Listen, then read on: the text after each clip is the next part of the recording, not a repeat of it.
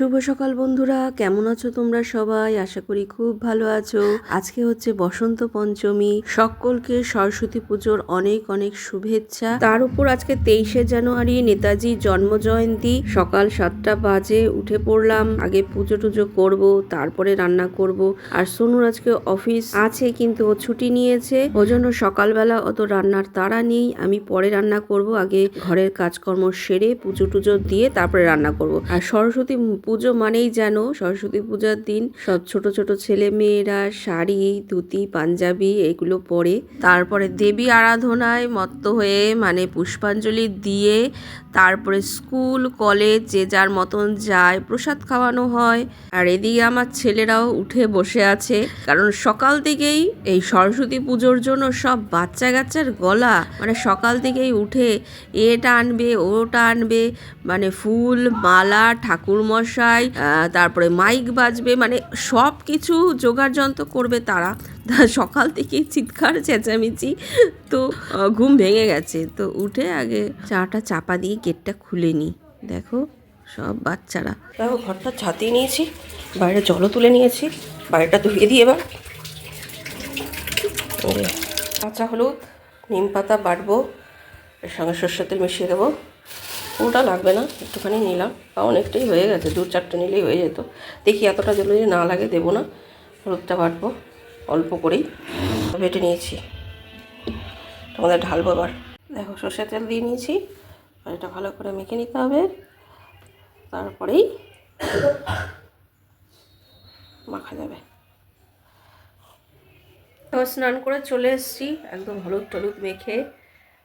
আর কটা বাজে? 9:40। স্নান করে এসেছি, পুজোর দিকে যাব, এসে তারপরে পুজো টুজো করে তারপরে রান্না করব। আর ওরাও একে একে ঢুকছে স্নান করতে। আর পাশে একজনের বাড়িতে পুজো হয়ে গেছে, প্রসাদ দিয়ে গেছে, দেখো প্রসাদ দিয়ে গেছে। ঠাকুর ঘরে এসে গেছি। আর আজকে আবার 23শে জানুয়ারি না, আবার হচ্ছে ফ্ল্যাগ তোলা হচ্ছে, শোনা যাচ্ছে। শান স্নান করে বেরোচ্ছে ওর বন্ধুর বাড়িতে অঞ্জলি দেবে বলে। ওর একজন বন্ধু এসছে, ও আর ও দুজনে মিলে যাচ্ছে। আর আমিও এদিকে গুছিয়ে নিয়ে পুজো করতে বসে গেছি। তো সোনু বলল আমি কোথাও যাব না, আমি ঘরেই অঞ্জলি দেবো। আমি তো এমনি আলাদা করে সরস্বতী পুজো করি না, যখন ওরা ছোট ছিল তখন ওই প্রথম করেছি, তারপরে স্কুল বা টিউশনের ওইখানে গিয়েই ওরা অঞ্জলি দিত। তো এমনি আমি ঘরে পুজো করতাম, আসনে আমার একটা সরস্বতী ঠাকুরের ফটো আছে, সেখানেই দিতাম। তো এইবার আলাদা করে আবার সরস্বতী মাকে বসালাম, ছোট্ট একটা মূর্তি ছিল আমার ঘরে, সেটাই বসিয়ে পুজো করলাম। আর সোনু অঞ্জলি দিল এইখানেই, সকাল থেকে তো না খেয়েই রয়েছে, তাই অঞ্জলিটা এখানে দিয়ে দিল। শানও চলে গেল। দেখো পুজো করা হয়ে গেছে, সোনু অঞ্জলি দিল আর শান্ত চলে গেল বন্ধুর বাড়িতে অঞ্জলি দেবে। সোনু এখানেই দিল। পুজো করে নিয়েছি, এখন 11টা বেজে গেছে, যাবো এবার রান্নাঘরে। খুব ইচ্ছে ছিল আজকে এইভাবে পুজো করবো, মানে এইবার। অন্যান্যবার তো এইখানে আমার সরস্বতী আছে, এখানেই পুজো করি, আসনেই দেই। এবার এখানে আলাদা করে বসালাম মাকে। যাই হোক, মার ইচ্ছা ছিল সব কিছুতেই, তারই ইচ্ছা, ভগবানের ইচ্ছা না থাকলে কিছুই হয় না, কিছুই সম্ভব না। যাই হোক, পুজো হয়ে গেছে, বাইরে তুলসী তলায়ও দিয়ে এসছি। সোনু ওদিকে অঞ্জলি দিয়ে প্রসাদ খেয়ে একটু ও রেডি হচ্ছে, একটু ব্রেকফাস্ট করে দিই। আগে ব্রেকফাস্ট করি, বাটার দিয়ে টোস্ট বানিয়ে দিই, কড়াই বসাই। তো ব্রেড তো বাটার দিয়ে টোস্ট করেছি, শাশুড়ি মা বললো যে আমি খাবো না, পাঁপড় ভাজা করলাম, আর কালকে একটু ভাত আর ডাল রয়েছে, ওটাই গরম করে দিলাম, ওটা উনি খেয়ে নেবে। আসলে দোকানে যাওয়ার আগে ভাত খেয়ে যায়, তো ওই জন্য অন্য কিছু খেতে চায় না। তো খাওয়া দাওয়া হয়ে গেছে, তারপরে আমি ভেজালাম গোবিন্দভোগ চাল, করব আমি বাসন্তী পোলাও আর করব কাশ্মীরি আলুর দম। এই জন্য আলুটাকে কেটে আগে সেদ্ধ করে নিলাম নুন হলুদ দিয়ে, তারপরে একটু ভেজে নিয়েছি, তারপরে মশলা কষিয়ে ভাজা আলুগুলো দিয়ে দিলাম, তারপরে আমার যতটা গ্রেভি দরকার ততটা পরিমাণ জল দিয়ে দিলাম। ওই চালটা ধুয়ে এটার মধ্যে ঝরা দিয়েছিলাম, জলটা সব ঝরে পড়ে গেছে। এবার চালটাকে ভাজতে সুবিধা হবে আমার। এদিকে আলুর দমটাও হয়ে গেছে, আর প্রেশার কুকারে গরম জল বসিয়েছি। লাস্টে একটু ধনেপাতাও দিয়ে দিলাম। দেখো আলুর দমটা কিন্তু আমি নামিয়ে নিয়েছি, একদম রেডি আমার কাশ্মীরি আলুর দম। এবার পোলাও বসাবো, চালটা একদম ঝরঝরে।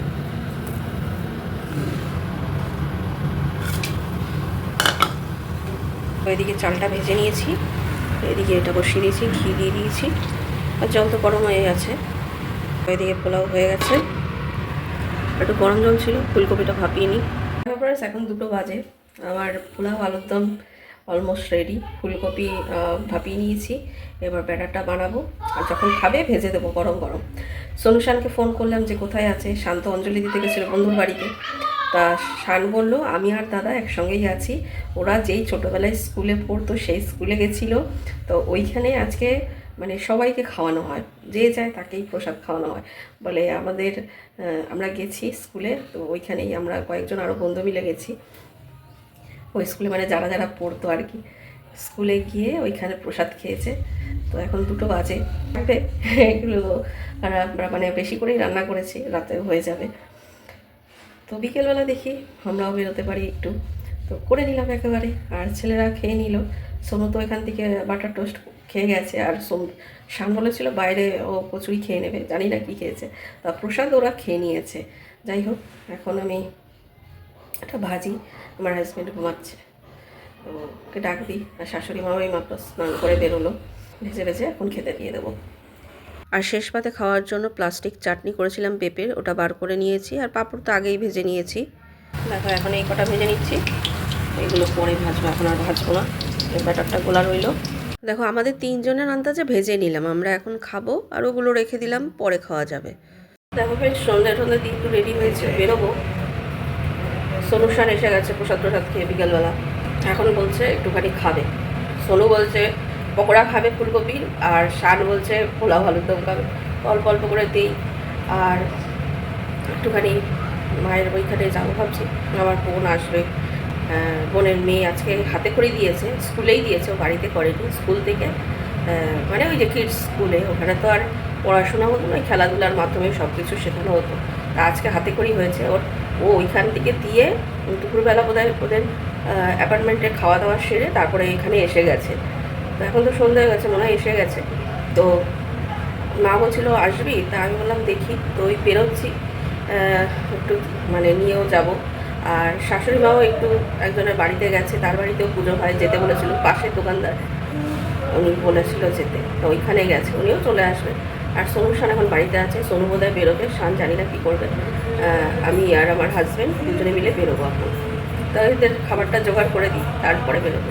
আগে বাবা মায়ের দোকানে গেলাম, ওখানে দেখা করে তারপরে বাড়িতে যাব। বোনকে দিয়ে আবার বোনের হাজব্যান্ড চলে গেছে, তো বোন ভেতরেই আছে, দেখি মিঠি আজকে কি করে। এমনি সময় দেখলেই তো কাঁদে, দেখি।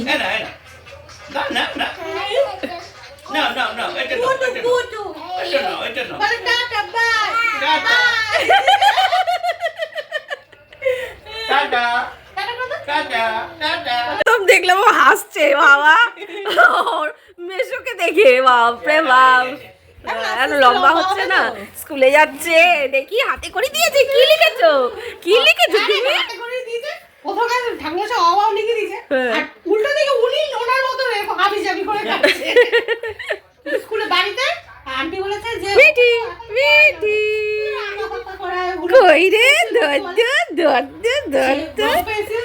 দেখতে পাই না ওকে।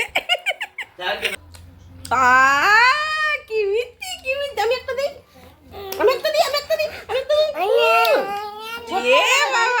তো ওখান থেকে দেখা করে আমরা এসছি মেলায়, মানে এটা একটা মন্দিরের সামনেই এই সরস্বতী পূজার দিন প্রচুর ভিড় হয়। এমনিতে তো মেলা, তার ওপরে সকাল থেকে প্রচুর ভোগ প্রসাদ খাওয়ানো হয় একদম ফ্রিতে, তো প্রচুর ভিড় হয়। তো আমরা জানতাম না, আমরা তো মেলায় এসছি, তো সকালবেলাই ভেবেছিলাম এখানে পুজো দিতে আসবো, কিন্তু সকালবেলা ঘরের পুজো ছিল বলে আর বেরোতে পারিনি, তারপরে রান্না বান্না। তো বিকালবেলা ভাবলাম ঠিক আছে চলো মেলাতেই যাই, ভোগ প্রসাদ বোধহয় এইবার আর খাওয়া হবে না।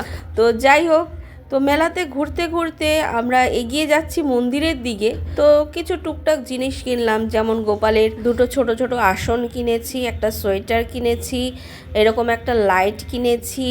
তো ভালো লাগছিল, বেশ দেখতে সুন্দর লাগছিল, একটা নিলাম। তারপরে এগিয়ে যাচ্ছি, তো দেখতে দেখতে জিনিস এগিয়ে যাচ্ছি, আর এত ভিড় হয়েছে, এত ভিড় হয়েছে, আর এইটুখানি জায়গার মধ্যেই কিন্তু কতগুলো সরস্বতী মা, এদিকে ওদিকে গলি, ওই গলির ভিতরেই কিন্তু সব সরস্বতী পুজো হয়েছে। আর মাঝখান দিয়ে মেন রাস্তা হচ্ছে মন্দিরের। তো দেখো রাস্তার এদিকে ওদিকে দুদিকেই কিন্তু প্রচুর ভিড়, আর এদিকে ওদিকে দুদিকে মিলেই কিন্তু সব মানে মেলাটা বসেছে। আর লোকজনের এত ভিড় এত ভিড়, তো হাঁটতে হাঁটতে মন্দিরের দিকে যাচ্ছি, আমার হাজব্যান্ড বলল যে মনে হয় প্রসাদ দিচ্ছে, জানো তো অনেকে দেখছি প্রসাদ নিয়ে বাইরে বেরিয়ে আসছে। আমি বললাম ঠিক আছে চলো আমরাও যাই, যদি প্রসাদ পাওয়া যায়, কপালে যদি থাকে, ভাগ্যে যদি থাকে। তো মন্দিরের ভেতরে ঢুকলাম, ওরে বাবা কি ভিড়, বিশাল ভিড়। আর এত ভালো লাগছে, কি সুন্দর লাইটিং দিয়ে সাজিয়েছে। তো ঢুকে আমরা মন্দিরের ভেতরে গেলাম, গিয়ে দেখছি যে হ্যাঁ সত্যি সত্যিই তো প্রচুর মানুষের ভিড়। এখানে এখনও প্রসাদ দেওয়া চলছে, মানে প্রচুর প্রসাদ। আমরা তো ভাবতেই পারিনি যে আমরা প্রসাদ পাবো। তো দুজনেই প্রসাদ নিলাম, প্রসাদ নিয়ে খেলাম। আমরা প্রসাদ পেয়ে আমি আবার সোনুকে ফোন করলাম যে তোরা কি আসবি? তো সোনু বললো আমি তো বেরিয়ে গেছি। আমি ভাবলাম শান আর বেরোবে না, ওকে আর ফোন করিনি। যতক্ষণ প্রসাদ থাকবে কেউ আর খালি হাতে ফিরবে না। প্রসাদ খেয়ে বেরিয়ে আবারও দু একটা জিনিস কিনলাম, যেমন দুটো সাধারণ গাছ নিয়েছি। দেখো এইখানেও একটা পুজো হয়েছে। বাড়িতে চলে যাই, আর আমাদের বাড়ির সামনে পাড়ার পুজোতে দেখো এই যে বাড়িতে চলে এসেছি। এখন 9:10 বাজে, আর আসার সময় কিন্তু শাশুড়ি মাকে দিদি বাড়ির দিকে নিয়ে এসেছি। সোনু শান আবার বেরিয়েছে, ওরা সন্ধ্যাবেলা খেয়ে বেরিয়ে গেছে। আর মা যাদের বাড়িতে যাওয়ার কথা ছিল সেখানে গেছিলো, ওখান থেকে আবার দিদি বাড়িতে এসেছিলো। তা আমরা বললাম আমরা বাড়িতে যাচ্ছি, তুমি বাড়িতে যাবে? বললো হ্যাঁ। তো একসঙ্গে নিয়ে চলে আসলাম। আর রাত্রিবেলা আমার তো কিছু করার দরকার নেই। আর ওইখানে তো প্রচুর প্রসাদ, প্রচুর। দেখো আনলে কিন্তু আনতে পারতাম, কিন্তু আনবো কিসে? তো পাতার মধ্যে নিয়ে তারপরে তো আনা যাবে না। আর মানে কত ভিড়, এত ভিড় হয় ওই মন্দিরটায়। আর সারাদিন ভরে তো মানে প্রসাদ দেওয়া হয়, পুজো হয়, মানে মেলা বসে, বিশাল বড় মেলা। তোমাদের তো সব দেখালাম। তো মেলায় গেছিলাম আমরা তো ভাবিনি যে প্রসাদ পাবো, রাত্রিবেলাও যে প্রসাদ দেওয়া হবে এরকম আমরা ভাবতে পারিনি। তো মন্দিরে গেলাম, দেখলাম সবাই প্রসাদ নিয়ে বেরোচ্ছে, ওই জন্য আমরাও ঢুকলাম। আর প্রসাদ খেয়ে না পুরো পেট ভরে গেছে। আর রাত্রিবেলা আমরা কিছু খাবো না, আমি আমার হাজব্যান্ড। সোনুর শান খাবে কি না জানি না, ওরা তো সন্ধ্যাবেলা খেয়ে বেরোলো। আর শাশুড়ি মা বাড়িতে চলে এসছে, বাড়িতে এসে খাবে, মানে এসে গেছে, মানে উনি খাবে বাড়িতে শুধু। আর কালকে আবার শনিবার, তো ভালোই হয়েছে, যা খাবে আর সবই থেকে যাবে, রেখে দেবো। কালকে আবার সোনুর অফিস আছে, ওকে দিয়ে দিতে পারবো। আর যদি একটু রান্নাবান্না করি, কারণ আজকে তো তরকারি বেশি করিনি, আলুর দম একটু রয়েছে আর পোলাও রয়েছে, ফুলকপির পকোড়াও থাকবে, মানে পুরো তো ভাজিনি। তো ওরা যা খাবে ভেজে দেবো, আর সবই ঢুকিয়ে দেবো, কালকে হয়ে যাবে। আর পরশু দিনকারে তারপরে আবার রবিবার। ভালো হয়েছে, সোনুর আবার ছুটি। আর 26শে জানুয়ারিও আবার ছুটি সোনুর। ঠিক আছে, ভালোই ঘুরলাম, মানে প্রসাদও খেলাম। মানে আমাদের প্রসাদ খাওয়ার কিন্তু কোনো ছিল না, কিন্তু প্রসাদও খাওয়া হয়ে গেল।